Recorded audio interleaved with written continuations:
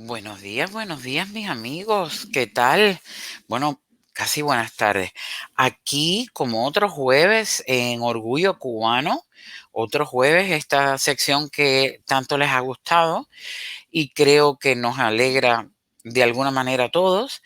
Y hoy nuestro invitado a Orgullo Cubano em, es una persona que estoy casi segura que todos ustedes conocen. Cursó estudios de guitarra clásica, armonía, composición, orquestación, entre otras materias. En 1968 se integra al grupo Los Dadas, que sin duda, ustedes recordarán, los que tienen mi edad, un grupo bastante vanguardista, de los más famosos del rock en la época de los 70 en Cuba. Es compositor, poeta, orquestador, guitarrista, arreglista cubano exiliado. Uno de los músicos más creativos de su generación y también de los más marginados, tal como lo fue José Lezama Lima y otros. Pasó por los escenarios más importantes de Cuba, por Bellas Artes, Hubert de Blanc, Amadeus Roldán, El Mella y otros. Así que para mí va a ser una satisfacción tremenda porque además lo he seguido, me encanta su música, eh, lo conozco perfectamente. Así que hoy vamos a compartir con Michelle Charles Porcel Enrique, pero más conocido como Mike Porcel. Y como siempre les digo, me gusta dejar un videito cortico de introducción, aunque él prácticamente no la necesita, y aquí lo voy a poner para que ustedes lo vean y luego lo vamos a presentar. Allá vamos.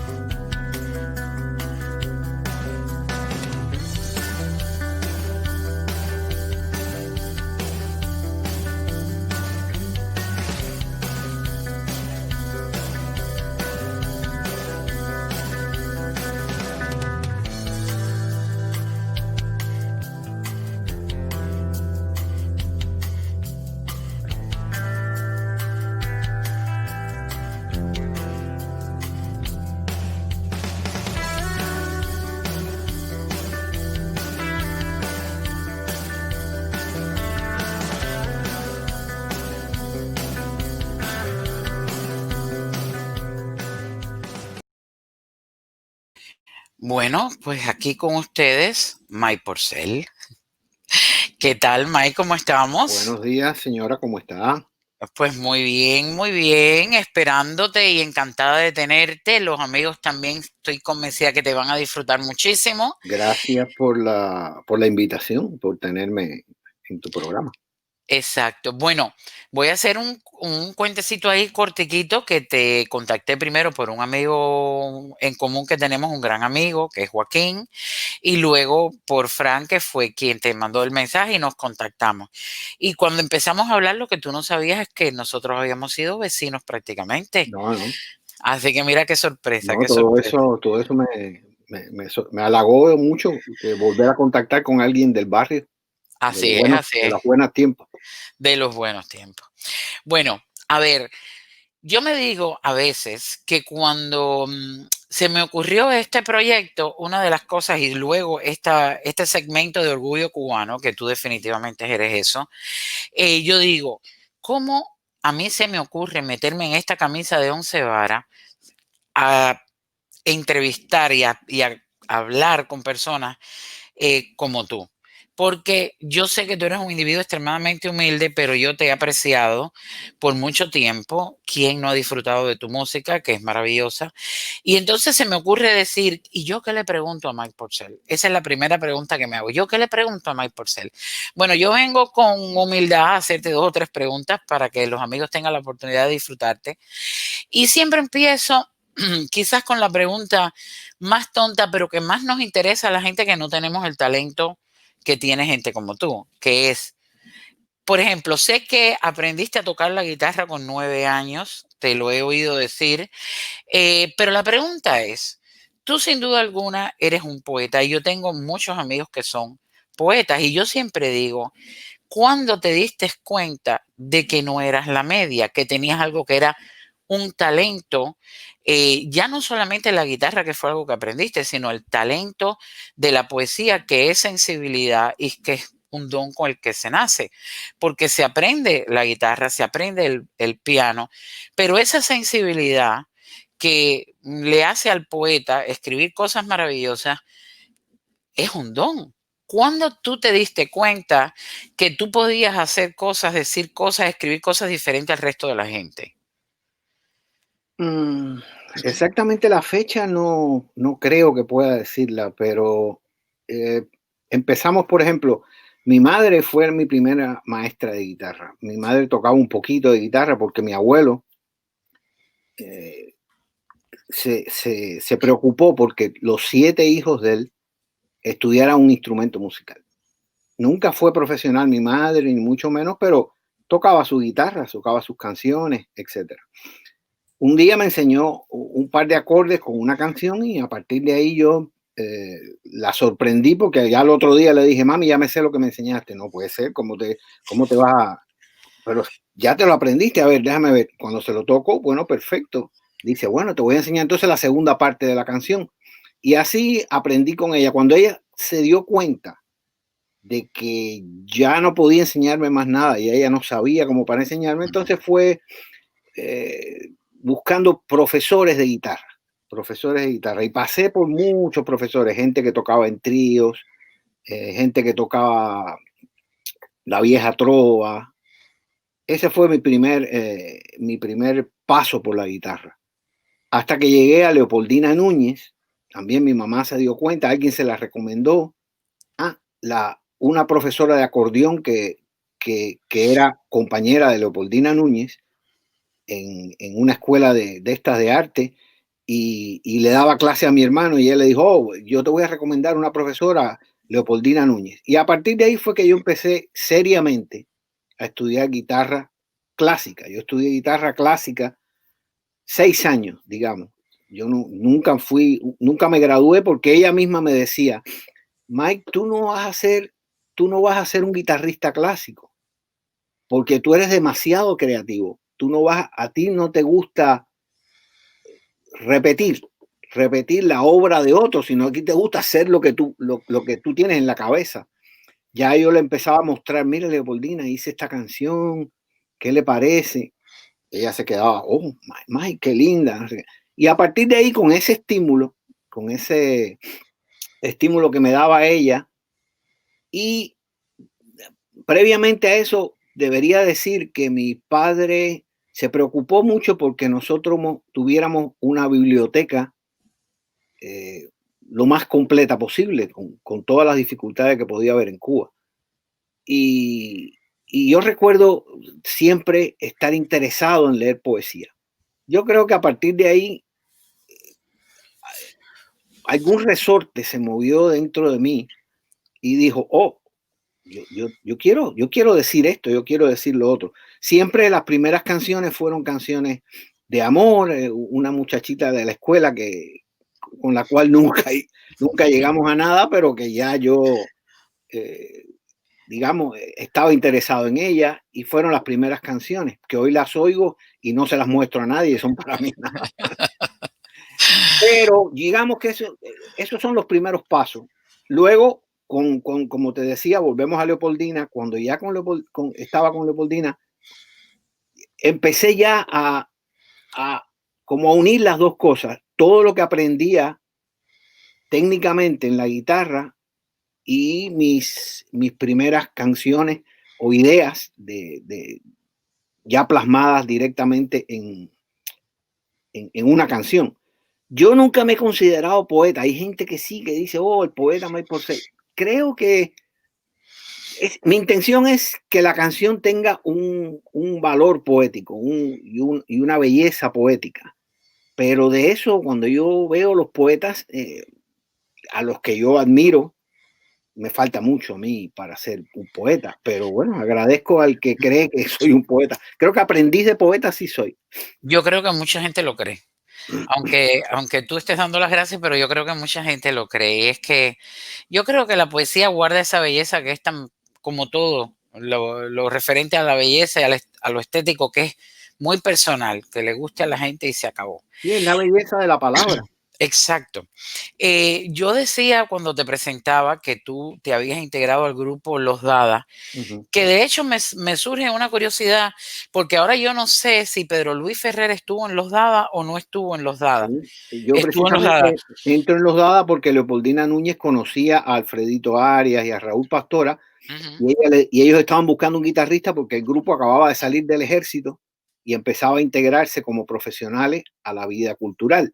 Y ujú. entonces Leopoldina dice, oh, yo tengo un muchacho aquí que te conviene. Y entonces me presentaron y ellos me aceptaron y les encantó.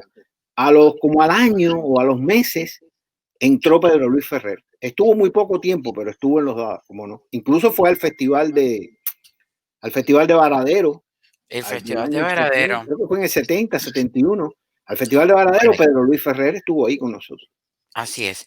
Bueno, y la nueva trova. ¿Cuándo tocas a la puerta o te toca a la puerta la nueva trova que fue tu generación? Bueno, como tú sabes, yo nunca me consideré de la nueva trova, porque yo la nueva trova para mí, y eso es una opinión muy personal, Ujú, es un movimiento político.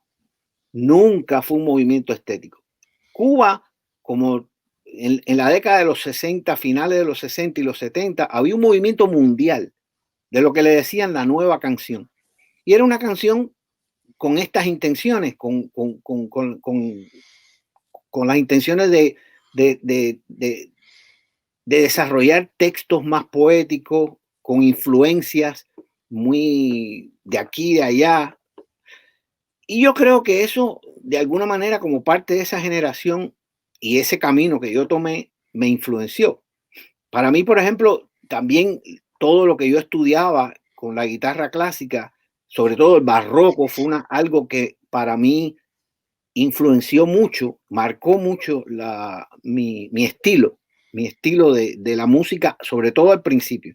Luego fue como permeándose y como adaptándose y como fusionándose con otros estilos, pero creo que fue así. Pero te decía, yo nunca me consideré miembro de la Nueva Trova porque creo eso, creo que fue un movimiento político básicamente.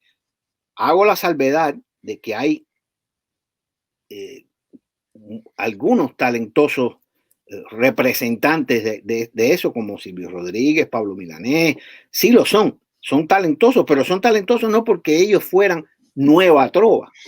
Me pareció siempre un nombre muy ambicioso, nueva trova, era como una, después empezaron a mezclar vieja trova, nueva trova, hacer esas separaciones que les encanta a los comunistas hacer, por aquí es lo viejo, aquí lo ujú. nuevo, aquí empieza esto, hasta aquí llegamos.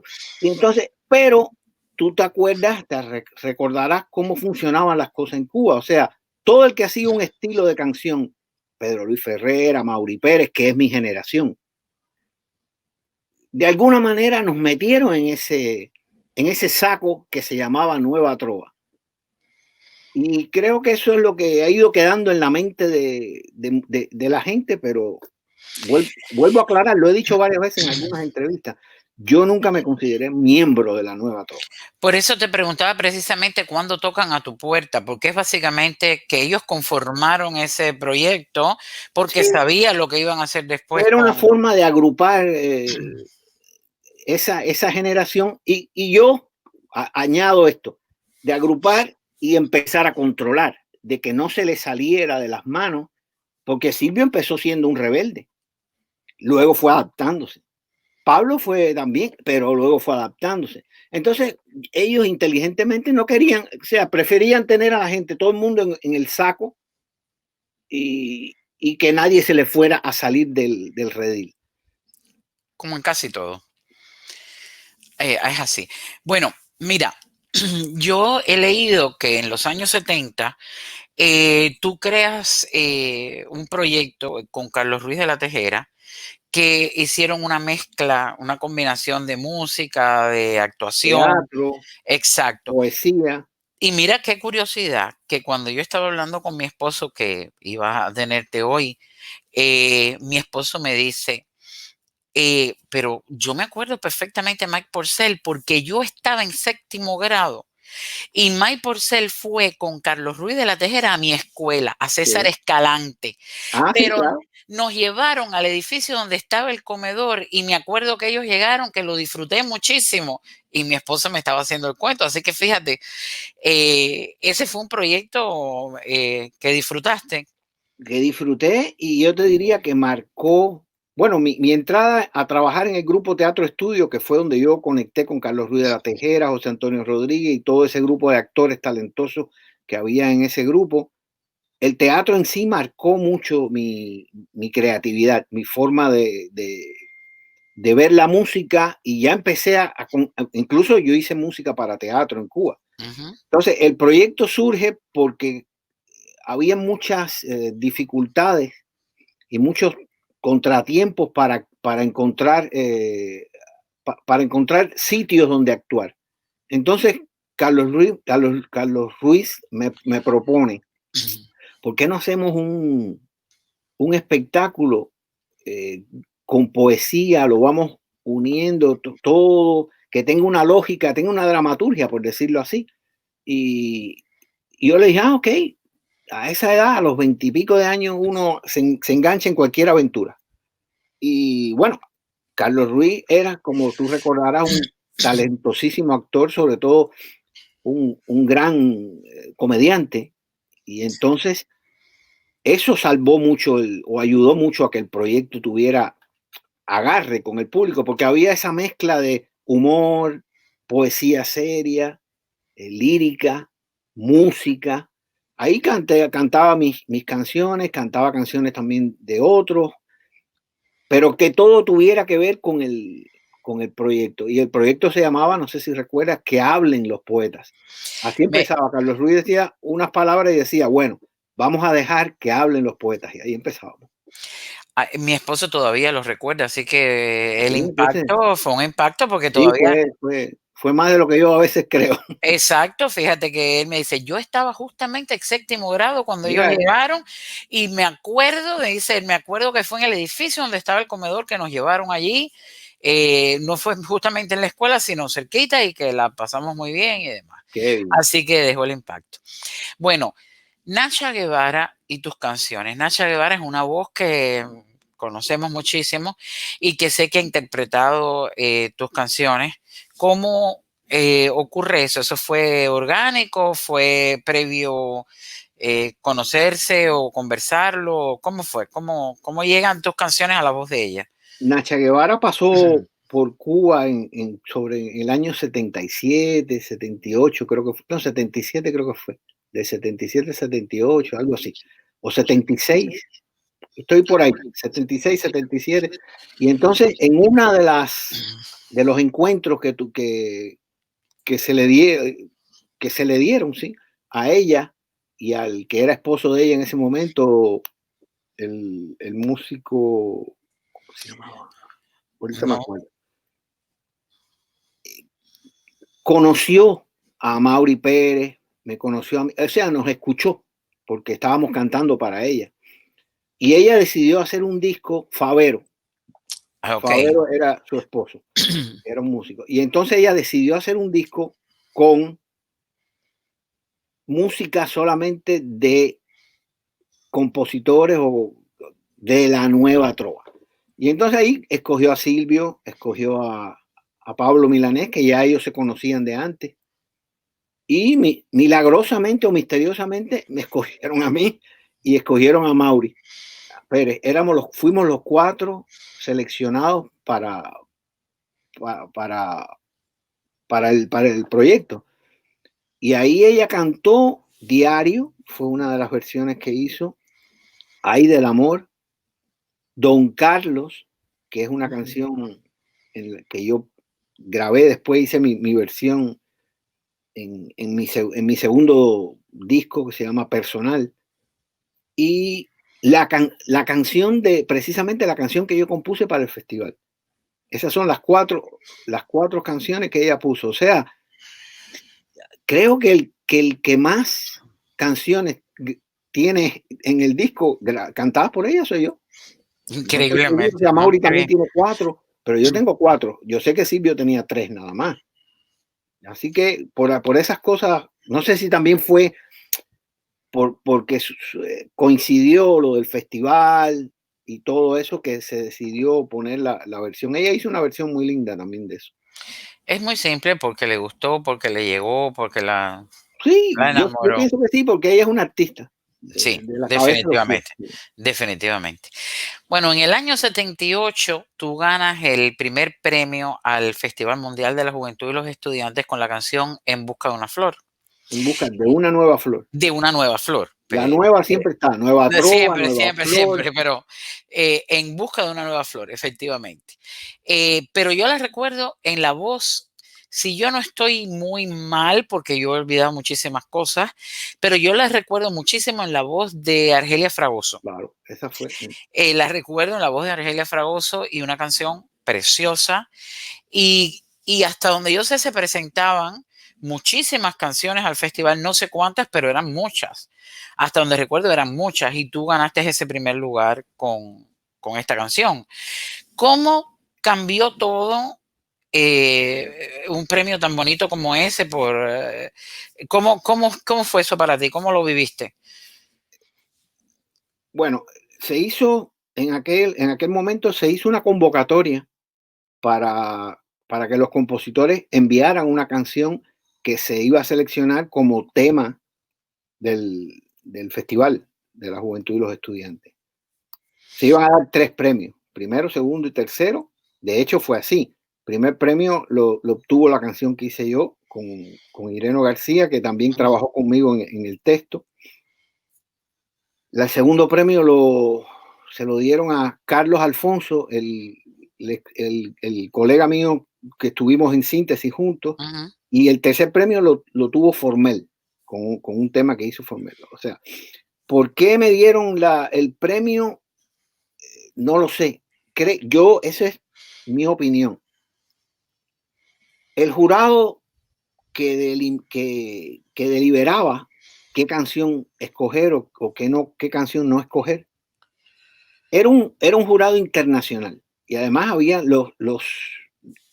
la parte cubana que estaba Leo Brauer, había músicos serios y por alguna razón la canción llamó la atención y se premió. Quizás sobre todo por la parte musical, porque desde el punto de vista del texto, inmediatamente que se premió la canción, yo tuve las mil y unos dificultades y críticas y alones de oreja por parte por ejemplo, la viceministra de Cultura en aquella época, Marcia Leiseca, me llamó a su oficina y me dijo, la canción parece un himno protestante y no refleja la combatividad, etcétera, etcétera, con ese lenguaje que se hablaba allá, antes. Y ella era una señora que yo respetaba, porque me parecía una persona con un nivel cultural y todo, pero respondía a la agenda oficial. Incluso surgió una cosa muy fea. En esa época se hizo una reunión de la Juventud Comunista con el fin de darle un golpe de estado a la canción, por decirlo así. Quitar la canción y se le propuso a Silvio que hiciera una canción. Silvio se prestó, la juventud me lo dice, yo lo hago. Y hizo una canción que no pasó nada con la canción. Esta canción siguió siendo el tema del festival. Hasta hoy día la gente la recuerda como el tema del festival. Y, y Una ¿qué te puedo canción decir? muy linda, muy linda. Pero las cosas como pasan, Ah, sí. que es increíble, que por más que lo controlen todo, hay cosas que se le van de las Después, manos. incluso te añado algo. Todavía hay gente que me dice, no, porque a ti no te dejaron salir de Cuba por la canción del festival. Yo no lo creo, pero al menos se utilizó de pretexto para cubrirse las espaldas o poner un velo a la decisión de decirme, tú no te puedes ir. Así que hasta eso sucedió. La canción yo llegué a un momento que le tuve una especie de rechazo, luego nos reivindicamos y nos pusimos de acuerdo. Claro, es que no te la podían Pero robar, no te la podían robar. terrible. Bueno, finales de los 70 tú eres fundador, cofundador de Síntesis. Síntesis, Ajá. yo recuerdo, Cofundador, cofundador. exacto, cofundador de Fue un Síntesis. proyecto entre Carlos Alfonso y yo. Yo me acuerdo de Síntesis cuando comenzó una cosa muy diferente que vino porque estaban en la búsqueda de la música folclórica, de esas mezclas que fueron muy curiosas. Y me acuerdo, Síntesis se quedó para siempre en la memoria de la gente que, de la Rompió. generación. Exacto. Y nosotros, ¿cómo fue ese proyecto de Síntesis? Bueno, ¿Cómo nace eso? el proyecto fue, nosotros quisimos y creo que lo logramos. Fue el primer intento de hacer un grupo de rock progresivo en Cuba. Y Carlos Alfonso vibraba en esa onda, igual que yo. Nos gustaba, nos gustaba la música de los grupos rock progresivos ingleses, americanos, y quisimos hacer un proyecto desde nuestra perspectiva, pero con ese estilo de música. Creo que fue, sí, la gente lo recuerda con mucho cariño y con mucha admiración. Hay un señor en México que ha publicado varias veces el disco de Síntesis en México. O sea, son cosas que uno no lo valora a veces, pero sin embargo la gente sí le llegó y quedó en la memoria de la mayoría de los oyentes. Sí, quedó muchísimo, porque además era algo que lo cambió todo. Lo Es cambió como todo. Sí. lo cambió todo. Es la impresión con la que yo me quedé de eso, que lo había cambiado todo. Y se hizo un grupo de gente que era extremadamente seguidora de Síntesis. Y me acuerdo, yo tenía amigos que, que era tremendo la admiración que le tenían a todo lo que fue el proyecto de Síntesis.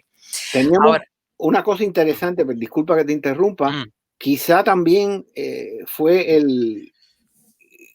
nosotros logramos tener un sintetizador que fue incorporado en aquella época. Eso era como una novedad en Cuba, casi nadie lo tenía, por no decir nadie, y logramos, a través de una amiga mía que vivía en Francia, me envió un sintetizador que Leo Brauer se ofreció a traerlo a través de un barco mercante, y el caso es que recibimos el sintetizador. Y eso fue un toque de sonoridad distinta que también la gente percibió. definitivo. Sí, sí, fue así. Yo he leído que has musicalizado poemas, que has hecho arreglos, y tengo entendido que también hiciste la orquestación de la canción de Acuérdate de Abril de Amaury Pérez. Sí, ¿Fue? yo, para ser precisos, yo orquesté los dos primeros discos de Amaury Pérez. El primero, él tuvo la delicadeza y que siempre le estaré agradecido de invitarme a ser su arreglista. Yo no tenía ninguna experiencia como arreglista en ese momento, como para que él confiara su proyecto, que es donde él canta Acuérdate de Abril, Vuela Pena. Ese fue su primer disco. Y después, como un año después o dos, creo que quizá un año, hizo un disco basado en poesía de Martí, poemas musicalizados por él, y escogió, creo que 3 poemas que había musicalizado yo de Martí, y los puso en el disco, y ahí fue. Y en el primer disco él hizo una de las mejores versiones que se ha cantado de Diario. Él la hizo en su primer disco, incorporó esa canción mía. Que es bella, es bella. Y a ver si al terminar de la entrevista, de la conversación, que es lo que Sí, tenemos aquí, la puedo poner. Mira, llega entonces el momento en que, como digo yo, la mayoría se suma a todo este proyecto tan bochornoso que hemos vivido, que nosotros, como digo, tú primero, porque me llevas unos añitos, poquitico, pero unos añitos, y luego nosotros vivimos todo este proyecto de la ilusión convertirse en una realidad que a los ojos nuestros se fue viendo aquella aspiración tremenda de lo que iba a ser una sociedad tan linda, que ya lo sabía mucha gente antes que nosotros, pero bueno, nosotros todavía nos vio, nos tocó ir viendo todo aquel desastre que se estaba formando. Yo creo que para mi generación el Mariel fue la mejor la mejor clase que tuvimos de a dónde iba la dichosa revolución, y me doy cuenta que mucha gente ahí, pues como se define. Y cuando algunos deciden irse por el camino ya sabemos, del bochorno, pues tú haces esa resistencia en convertirte de la nueva trova en uno más para repetir toda esta cosa. Y ahí empieza tu letargo político y empieza no Cristo a padecer, sino Mike a padecer.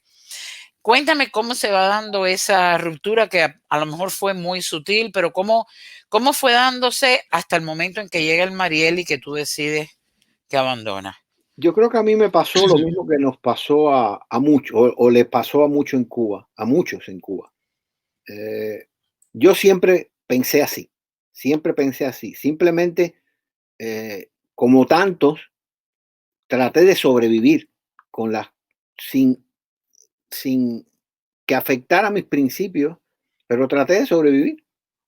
Por eso, como ves, mis proyectos son que hablen los poetas, trabajar con el teatro. O sea, nunca estuve vinculado a la política ni a la politiquería musical.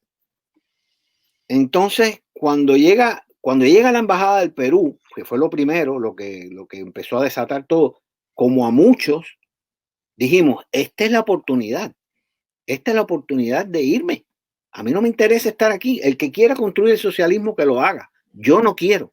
No me interesa el socialismo. Cuando entonces ellos empiezan por decir que yo me había metido en la embajada del Perú, cosa que fue mentira. Yo no me metí en la embajada del Perú. La familia de mi madre envió varias embarcaciones para recogernos a nosotros, a toda la familia, de las cuales todas regresaron a Estados Unidos con otras personas, con presidiarios, con enfermos, como se cuenta en toda la hecatombe aquella. Entonces, nos fueron a buscar de la policía, o sea, inmigración, la policía de inmigración, nos fue a buscar a casa de mis padres, que es donde estábamos todos esperando que nos recogieran para irnos. Y solamente nos llamaron a mí, a mi esposa y a mi hijo pequeño, que en ese momento tenía 7, 8 años. Nos llevaron al apartamento de nosotros, que quedaba en Cero, entre primera y tercera, en Miramar. Nos dieron el primer acto de repudio allí cuando bajábamos las escaleras, porque nosotros vivíamos en el 5º piso, en el último. Todos nos dieron el primer acto de repudio. Nos llevaron a la Abreu Fontán. Y ahí estuvimos como hasta las 2, las 3 de la mañana, donde por los altoparlantes me llamaron a mí, a la oficina, y después de haberme insultado, de haberme dicho traidor y todo lo que ellos generalmente, toda la verborrea de siempre, me dijeron, pero tú no te vas a ir nunca de este país, así que coge a tu esposa y al niño y vete de aquí. Nos fuimos del Abreu Fontán con la buena suerte de que cuando llegaron a hacer el acto, o sea, esperar mi salida del Abreu Fontán para hacer el próximo acto de repudio, ya nosotros nos habíamos ido. Fuimos para casa de mis padres y ahí estuvimos. Al otro día o a los 2 días empezaron a llegar a casa de mis padres el comité de defensa de donde vivíamos, de Cero. Se unió el comité de defensa de la zona, de la cuadra de mis padres, más la Nueva Trova, que fue la organizadora de aquel oprobio. Y eso duró, ese acto de repudio duró una semana. Nosotros estuvimos sitiados, por decirlo así, una semana sin poder salir ni a comprar nada, sin poder salir. A partir de ahí, ¿qué te puedo decir? Perdí el trabajo, mi esposa perdió su trabajo también. Mi única solución fue tocar el órgano en las iglesias, que gracias a la solidaridad del hermano Rafael de la iglesia de Quinta y 60, del padre Prieto, que siempre Dios los tenga en su gloria y siempre los recordaré con cariño, me dieron la posibilidad de trabajar y pagarme un sueldo por tocar el órgano en la misa. Y así sobreviví hasta el año, desde el 80, mayo del 80, un poquito después, hasta el 89, en que salí para España, después de haber ido la Comisión de Derechos Humanos a revisar casos de violaciones de derechos humanos, no solo míos, de muchos otros compatriotas, y digamos, al mes de haber yo declarado ante la comisión, vino un oficial de inmigración y me dijo, bueno, preséntate en inmigración enero tal, que te puedes ir. Y entonces ahí empezó y me fui a España.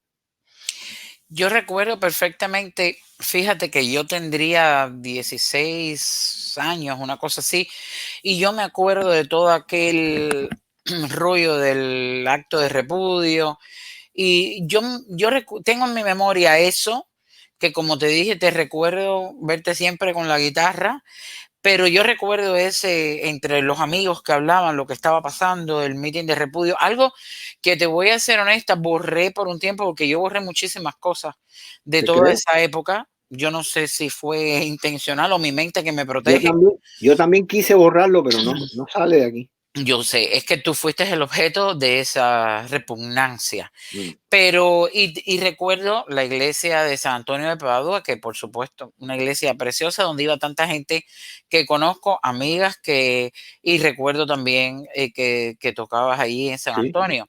Y entre otras muchas, hablando, porque después empecé a tocar en muchas iglesias, hasta en regla, así pero que bueno, hablando de San Antonio, tú sabes que yo tengo un recuerdo de San Antonio de niña. claro, Y te voy a contar, había un padre en San Antonio, que yo no me acuerdo cómo se llamaba, que a principios de esta historia, pues me cuentan mis padres que se lo llevaron preso, porque aparentemente le escondió a alguien en la iglesia o ayudó a alguien, no sé qué pasó, como las cosas que pasaban, se lo llevaron preso. así. Y cuando lo sueltan, yo recuerdo de muy niña verlo caminar por Quinta Avenida y caminaba, fíjate en la condición que él salió, que él caminaba con un pie por encima del contén y uno en la calle. Y iba Oh, caminando así por toda Quinta Avenida porque lo dejaron, oh ya my God. sabemos lo que le hacen a la gente. Mm. Bueno, ese meeting de repudio que a ver, que fue el meeting de repudio que te hicieron a ti, pero que representa a tanta gente que le hicieron tantas cosas. Claro, Yo recuerdo gente recuerdo la historia de un muchacho que lo metieron en un tanque de estos de metal, de no sé cuántos galones, y le fueron dando golpes y cuando salió estaba chorreando sangre de los oídos. Es decir, estos mítines de repudio, este bochorno, que yo creo que es una de las cosas más terribles que Cuba ha vivido, yo creo que fue esa época, porque fue cuando ya estaba ocurriendo, pero cuando se hizo muy visual la historia de cubano contra cubano, de qué manera la revolución estaba cubano contra cubano y aquello por poco se le va de las manos y una guerra civil, porque es lo que estuvimos a punto de eso. sí. Lo que pasa es que allí es muy difícil que se produzca lo de la guerra civil porque la gente no tiene armas. Claro, Eso es lo que intentan aquí, quitarle las armas a la gente, porque aquí cuando pero se produce, moralmente lo fue. claro, Fue una guerra de claro, cubano claro, contra cubano, pero uno, fue un fue un abuso porque abuso. las armas las tengo yo, tú no. Un abuso como hiciste hasta el día de hoy. Claro, Entonces, representa ese meeting de repudio que a ti te dan, esas brigadas, como le llamamos ahora, de respuesta rápida, ah, y todo aquello que ocurrió, quizás el tuyo es representado el de tanta gente.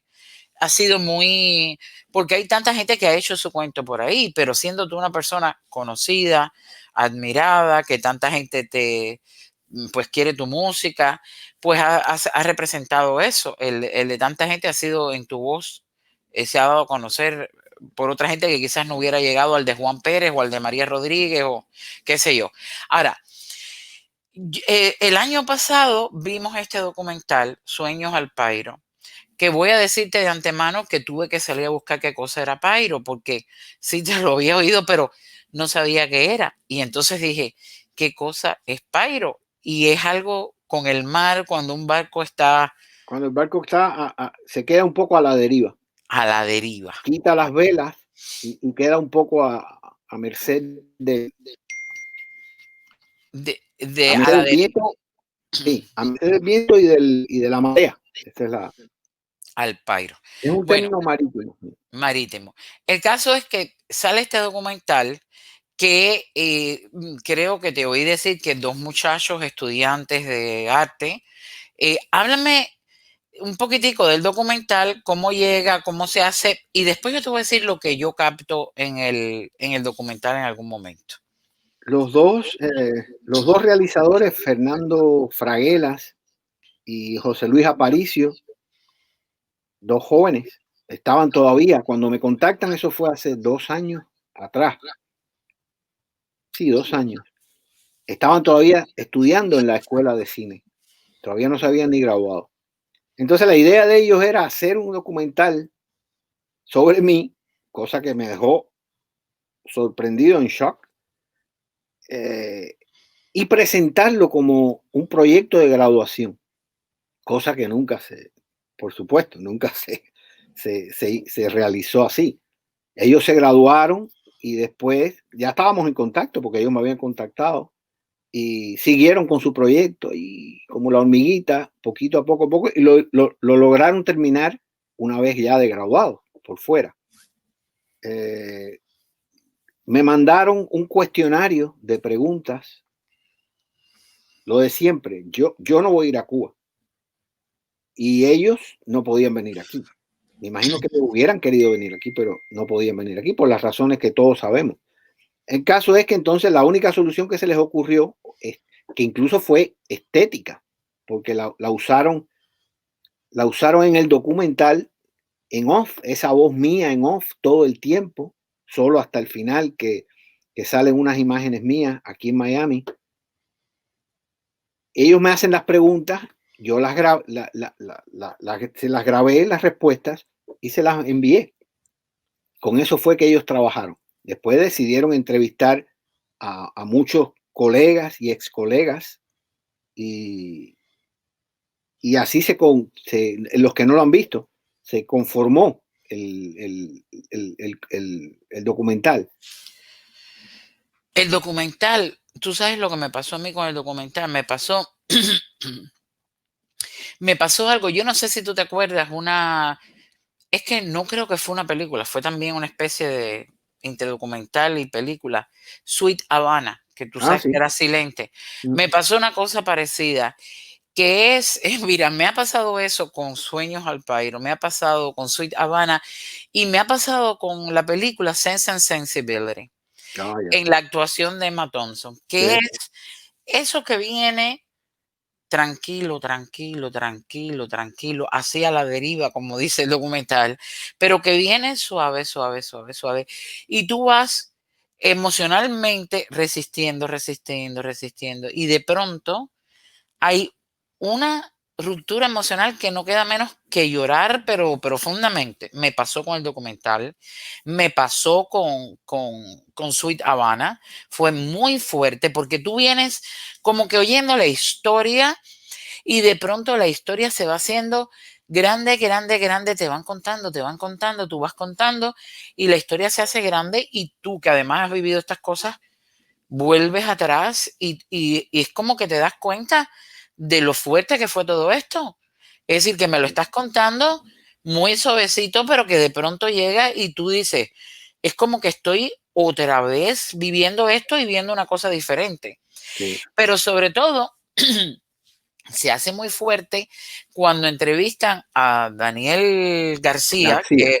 que lo conoce todo el mundo por Juan Primito, Juan Primito. el personaje Juan Primito en Doña Bárbara, y él, que además lo vi, ya lo dejé de ver joven y lo vuelvo a ver ya un señor, y él se pone muy emocional cuando está contando de que la gente cuando te veía venir cruzaba la calle, tú lo has dicho Sí. muchas veces, te veían venir y cruzaban la calle, el apestado, el Ajá. marginado, Sí, lo un que paria, era un paria. un paria. Y como él dice que él sí te saluda y él ahí se pone pero extremadamente emocional y no te puedo contar que yo me fui junto con él detrás de esa emoción. Y es cierto. Esa historia que él cuenta es totalmente cierta.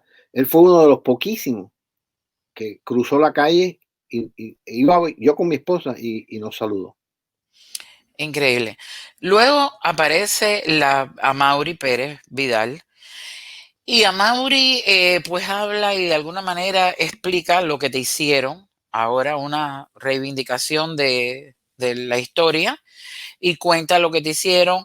Creo que dice algo que no fue muy así literalmente, que después también te oí a ti desmentir ese pedacito, pero en sentido general, Amaury no estuvo estuvo en No, ese meeting de repudio, no no, estuvo. Amaury jamás estuvo en los mítines de Repudio. Creo que tú dijiste que no estuvo Amaury, no estuvo Sara González por una casualidad. Me extrañó muchísimo no Por, ver a Sara González ahí, sí, pero bueno, pero Amaury pero no no estuvo. estuvo, no Para estuvo. ser justo, no estuvo. No estuvo. Pedro Luis Ferrer, supongo Tampoco estuvo. que tampoco estuvo. Bueno, la gente que de alguna manera entonces se lleva cierto respeto nuestro. Ahora, después de ese documental, que claro que es algo que se sabía, viene a reubicarse otra vez la figura de Silvio Rodríguez en la palestra pública, sobre todo la gente que estamos aquí, etcétera, etcétera.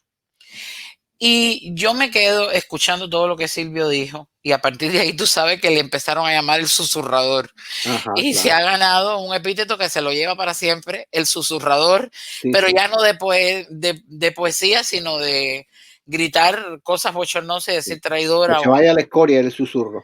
exacto, y traidor y demás, increíble. Silvio Rodríguez es un personaje. Yo te voy a decir algo y es mi opinión. Silvio Rodríguez es un personaje para mí siniestro. Si lo trasladáramos a la historia de la Revolución Francesa, definitivamente él tendría capítulos innombrables. Y lo peor de todo esto es que uno crece con la música de Silvio y hay que reconocer su talento, eso es inevitable, pero a la misma vez yo soy de las personas que muy pocas veces uso palabras muy fuertes para describir a nadie. Y a Silvio Rodríguez yo lo he descrito algunas veces con palabras de las que después digo, yo no debí decir esto, pero ya las dije porque lo siento. Porque es la representación precisamente de lo que decimos siempre, esto no lo hicieron 12 hombres que se bajaron de un barco, esto no lo hizo un grupo de personas, esto lo hizo mucha gente y gente con talento como Silvio Rodríguez que se pone del lado de los malos, que conspira, porque no se trata de que coopere, sino que conspira. Y así yo lo he visto. Ahora, Silvio Rodríguez, yo me leí lo que Silvio Rodríguez escribe después del documental. Es decir, después del documental, tú sabes que no, nos volvimos de alguna manera porcelianos, estudiosos de tu situación, Ya. una vez más y más profundamente. Y y yo me acuerdo que yo voy al blog de Silvio y Silvio ahí se enredó todavía peor, todavía sale peor parado. Y entre las cosas que dice que si llegué al portal, que si subí, que bueno, la historia tan le Sí. quedó horrible que tú la tienes que ver leído. Te voy a preguntar qué sentiste tú. Pero a mí de todo lo que dijo, ¿qué fue a ti de todo lo que dijo en ese blog? De lo que la respuesta, ¿qué fue lo que más te Yo chocó? primero quiero agradecerte que haya sido tú, no yo, Ujú. quien haya hecho la disección de la personalidad de Silvio. No me gusta hablar mal de la gente, alguien que respeto desde el punto de vista artístico, ni mucho menos, pero y además estoy demasiado involucrado emocionalmente con el asunto. Sé que no lo ibas a hacer, por eso me adelanté. Sí, gracias. Eh, y a mí lo que más me, a mí me causó una tristeza ver cómo una persona puede llegar a, a ese punto. No voy, ni siquiera voy a usar el término que tenía en la cabeza, a ese punto, y mentir de esa manera. Eh, no hubo tal susurro, y todos fueron gritos histéricos e insultantes, incluso no solo a mi hijo lo pintaban como un gusanito y a mi esposa igual, y así, y ese cartel lo pusieron en casa de mis padres. Eh, ¿Qué te podría decir? No sé, yo no sé cómo alguien puede, no o sea, como una persona que puede, que puede tener ese talento y esa inteligencia de poder hacer una obra así como la que él tiene, estar del lado equivocado de la historia. No lo puedo entender. Y como no lo puedo entender, creo que me voy a morir así, con esa duda. Yo te he oído decir que tú no olvidas, pero que no guardas rencor y me encanta oír eso No, yo de no ser. olvido. ¿Sabes por qué? Porque creo que el que olvida es un tonto. El que olvida es un tonto porque te van a volver a dar con el mismo palo. Pero no guardo rencor porque andar con rencor, con odio en la vida, es una carga demasiado pesada. Bastante con el mal recuerdo que uno lleva. Imagínate tú, si a eso le añades odio y rencor, creo que no hubiera podido seguir componiendo música después de eso, porque yo he seguido, aunque la gente me perdió el rastro por muchos años, yo he seguido haciendo música, música para documentales, para dibujos animados, sigo haciendo música para teatro, sigo aquí, gracias a que salí de Cuba, pude grabar mi música, porque mi música nunca se grabó en Cuba. Exacto. Hacía falta demasiados contactos políticos para llegar y decir, yo quiero grabarme, así como no, Mike Porcel, ven y graba la música. ¿Cómo entiendes? Como todo depende del gobierno y todo es un favor que te hace el gobierno de admitirte que tú grabes o que no grabes. Entonces, bueno, aquí yo mismo me produje mi música, la grabo aquí en mi estudio y la saco al que le interese o al que no le interese. Porque creo que cuando uno hace una obra artística, el segundo paso después que se hace es compartirla y la gente juzgará, la vida juzgará. Yo sí te tengo que decir que yo sí tengo que decir lo que tengo que decir de Silvio Rodríguez, lo he dicho siempre. Y te digo más, mira, no hace tanto, pero primero voy a decirte esto, a mí de todo lo que él dijo ese día. Yo creo que yo conocí a Silvio Rodríguez. La gente te cuenta que si regañaba al público, que si los mandaba a callar, que si era un egocéntrico, que era déspota. Esos son los cuentos que uno oye. Pero yo recuerdo precisamente una entrevista que le hacen a Silvio Rodríguez en la revista Opina. Y no te puedo decir con exactitud qué fue lo que dijo, pero lo conocí ese día cuando dijo algo como, ya yo hice lo mío, ahora les toca a ustedes. Y yo ese día como que entendí la personalidad de Silvio Rodríguez. Y por supuesto, he vivido en esa, disfrutar una canción de Silvio, pero a la misma vez con un estado de repulsión, porque es la palabra, te lo tengo que decir. Y de todo lo que él dijo respondiendo al documental, a tu verdad, a lo que ocurrió, a mí lo que más la palabra no es me molestó, pero me dejó así, que lo repetí otra vez, fue cuando él dijo, si volvieras, diciéndote a ti que si tú volvieras a Cuba, se daría cuenta que aquí se graba más que allá. Sí, eso es terrible. Esa frase de Silvio Sí, Rodríguez sí, sí. a mí me habla de un individuo resentido, de un individuo, desfachatado. Es decir, incluso después que te equivocaste, después que tuviste el deshonor de hacer un acto como este, de sumarte, que además lo hace Juan Pérez, pues bueno, pero es que lo está haciendo Silvio Rodríguez, un privilegiado de Él la dictadura. nunca se ha disculpado de eso. Nunca te has disculpado y vas a terminar diciendo que aquí se graba más que allá. Pues mira, tú no le has contestado, pero yo le voy a contestar. No, yo Y no. yo sí le voy a contestar Gracias, de esas nuevo. palabras. Esas palabras de que si volviera se graba más. Yo no sé cuánto ha grabado Silvio Rodríguez. Yo no voy a entrar en el detalle de cuánto has grabado tú aquí. Pero lo que tú has hecho en libertad, lo has hecho como un hombre que escogió su destino, como un hombre que se puso del lado ni de buenos ni de malos, sino de tu propio lado, que fuiste consecuente con lo que tú creías y no hay nada más grande que eso para respetar a una persona. Yo te respeto, Mike Porcel. Gracias. Y te voy a decir algo, Silvio Rodríguez ha escogido los lados de su conveniencia.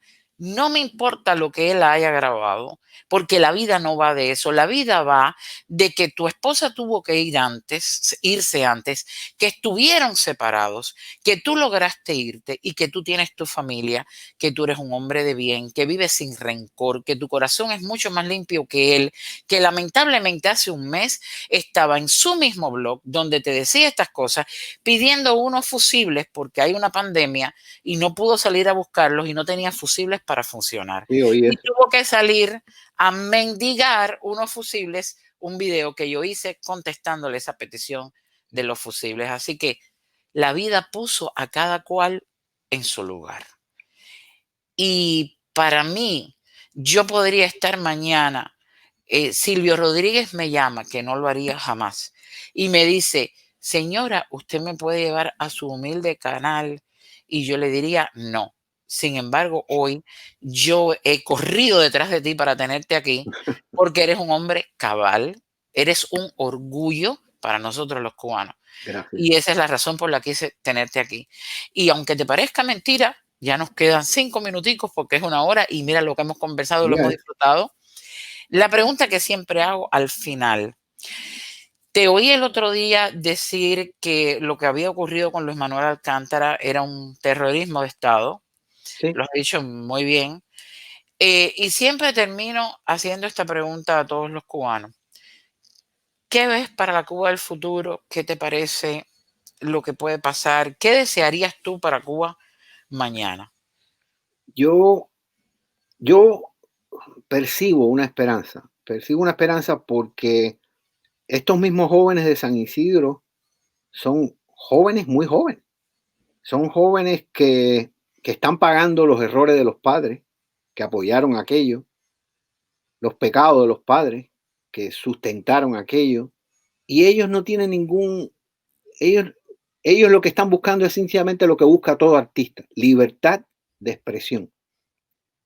Va a ser muy difícil la lucha que ellos tienen, porque ellos no le van a, ellos no van a aceptar un diálogo, porque desde el momento que acepten un diálogo, se acabó todo. Porque el diálogo empieza hoy y yo pido esto, pero mañana el diálogo pide lo otro. Y cuando vengo a ver, pido y tienes que dialogar. Y llegará un momento en que ya ellos no pueden ceder más. Y el diálogo significa tolerancia y de alguna manera entender que está cediendo el poder. Eso es lo que ellos no quieren hacer. Ni tolerancia ni ceder el poder. Pero los jóvenes están demandando algo que cualquier artista necesita para poder crear. Libertad de expresión, disentir, pensar diferente. Pensar diferente para ellos es su tumba, porque ese es el gobierno de un solo partido, el gobierno de un solo periódico, el gobierno. Entonces, no, no sé si podrán lograr estos jóvenes lo que se proponen, pero sí creo que se ha sembrado una semilla de inconformidad y tarde o temprano esa semilla va a fructificar. Y están, creo yo, que maravillosamente obstinados con la idea de seguir pidiendo lo que quieren. Claro, mientras más les nieguen, más lo tienen, porque ellos no tienen ningún lazo como sus padres que estaban fascinados con la, con la imagen y el discurso del impresentable en jefe. ¿Entiendes? El impresentable en jefe se fue, se murió. Los que quedan no tienen ningún carisma. Ellos no tienen hacia ellos ningún tipo de empatía. Entonces, eso es lo que pasa. Esa juventud está ahí porque nació ahí, porque sus padres creyeron en aquello. Y en algunos de los casos, quizá en algunos, nunca pudieron irse. Pero la mayoría dice yo, ¿por qué estoy aquí? ¿Qué es esto? ¿Entiendes? Así es, así es. Pues vamos a esperar y tener la confianza de Sí, que vamos a tener fe. tanto va el cántaro a la fuente hasta que un día se rompe. Sí, señor. Así es. Mike, Mike Porcel, ha sido un placer. Yo ahora cuando te despida voy a tratar de compartir un video en tu canal de YouTube Ah, sí, donde estás cantando diario. Le digo a los amigos que siempre voy a dejar al pie de esta conversación, voy a dejar tu canal para que puedan disfrutarte, tu página para que puedan ver toda tu obra, tus gracias. fotos, para que puedan pasar y ver la música. Aquí lo voy a dejar. Ha sido un placerazo que tú El hayas placer venido ha sido aquí. mío, créeme, créeme, y te estoy muy agradecido por haberme invitado a tu programa. Así No, que no, agradecida estoy yo por cuando tú tenerte quieras, aquí. volvemos otra vez. Seguro, eso sería para mí una maravilla. Así que yo te agradezco inmensamente, de verdad que sí. Y nada, ahora te despido y un abrazo. Gracias por estar y gracias por ser como ha sido, por Igual, darnos igual, cuídate. una lección cívica en algún momento a los cubanos. No siempre fue cubano para cubano, hay cubanos como tú y como otros que han pasado por Es aquí. cierto, eso es verdad. Bueno, pues un abrazo y Gracias, hasta la igual para ti. próxima. Chao. Bye, bye. Bye bye. Mis amigos, yo me quedo. Ya vieron que me controlé muchísimo porque yo suelo ponerme emocional, pero ha sido una conversación. Yo no estoy apta para hacer entrevistas, mucho menos a personas de la estatura de Mike Porcel y otras gente a las que admiro muchísimo. Pero esta conversación yo la disfruto muchísimo y espero que ustedes la hayan disfrutado tanto como las hemos disfrutado Mike y yo. Así que para despedirme, voy a tratar de compartir esta canción maravillosa diario en el canal en YouTube de Mike Porcel y sé que van a correr hacia allí a escuchar porque es maravilla. Así que voy a tratar de compartirla y con eso pues me despido de ustedes y como siempre les digo, un beso, les quiero.